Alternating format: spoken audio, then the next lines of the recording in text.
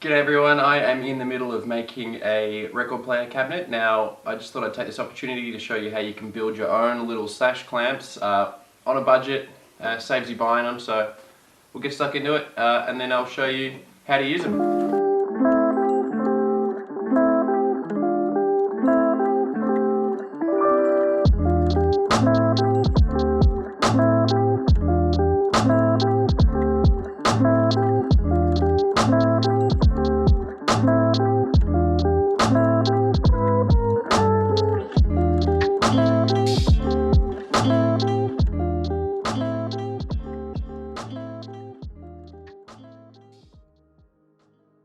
G'day guys, welcome to a quick little bonus video of Dingle DIY. I'm Rob Dingledie and today I am making a cabinet out of some old floorboards.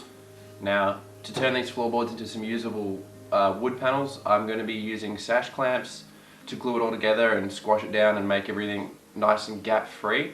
Now, I understand not everyone possesses Sash clamps, or they don't want to buy them, or they got nowhere to keep them, so I'm going to pretend like I don't own any. And I'm going to show you how you can make some improvised Sash clamps out of some leftover 2x4 timber. Alright, what you're going to need for this is 2 longer lengths of timber and 4 shorter lengths of timber. Now, I'm holding 2 here, I'm going to cut these in half, that'll give me 4. And then we're going to screw the shorter bits to the longer bits at a specific length depending on what you're making. And then we'll cut some wedges, and those wedges is what we're going to use to squish it all together. So I'll cut these in half, I'll cut some wedges, and I'll show you how it all works.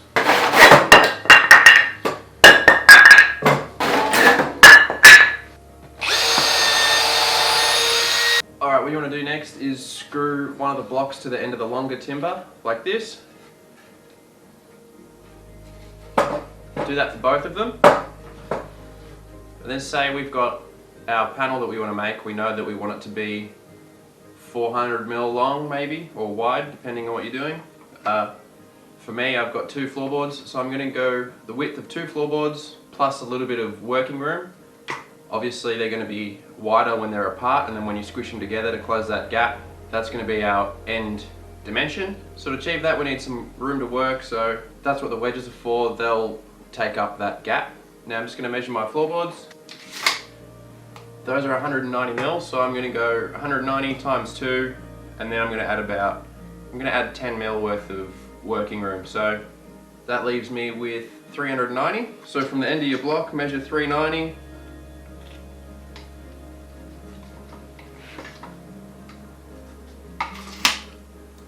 And then that's where we screw the next blocks to. Now the beauty of this is, if you plan to do something different, all you have to do is undo 4 screws, move the blocks to suit your timber, and away you go.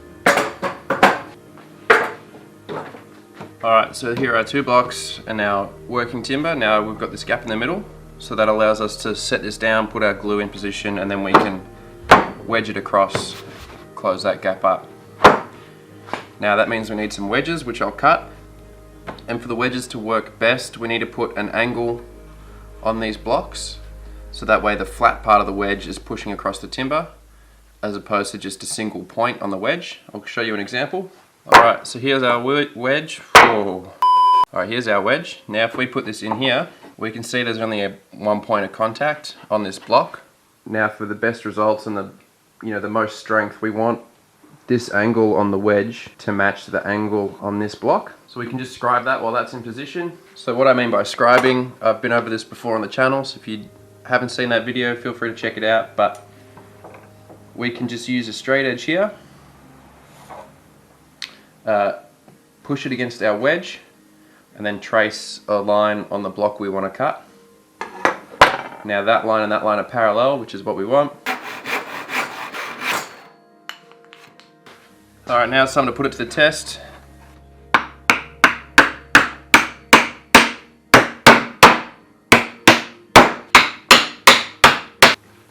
Alright, that's worked a treat. Now if your wedge runs out of length or depth, you can always just put a offcut of wood against the block and pack it out a bit more, or you can just undo your screws and move one of the blocks. Now lastly, when you're using Sash clamps, the one thing you've got to worry about is the wood bending up like this.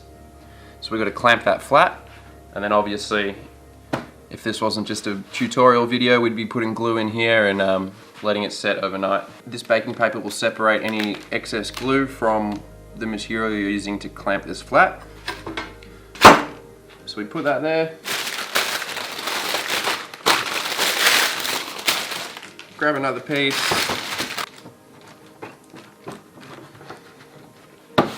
There we go, we've clamped this flat.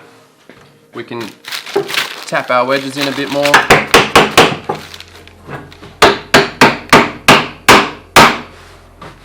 Alright, simple as that. Now if you don't have clamps and bits of steel or timber laying around, just weigh it down with something heavy, whatever you want, books, tools, it'll work.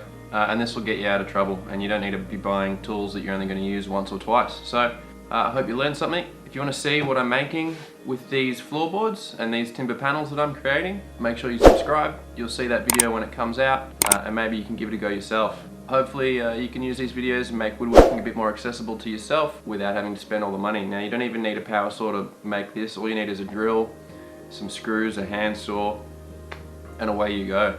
If you enjoyed this video, feel free to like it, share it around, and hopefully I'll see you on the next video when we turn this timber into something useful. Thanks for watching, and we'll see you on the next video.